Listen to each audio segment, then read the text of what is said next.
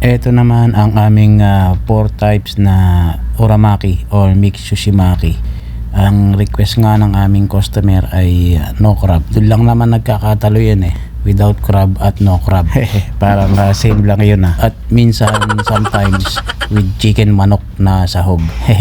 Doon lang naman ang re-request ng aming mga customer At ito nga ang aming 4 types na mixed uramaki ay for only 199 SR na 32 pieces na tempura shrimp, salmon avocado, mango maki at crispy ebi maki or crazy ebi maki.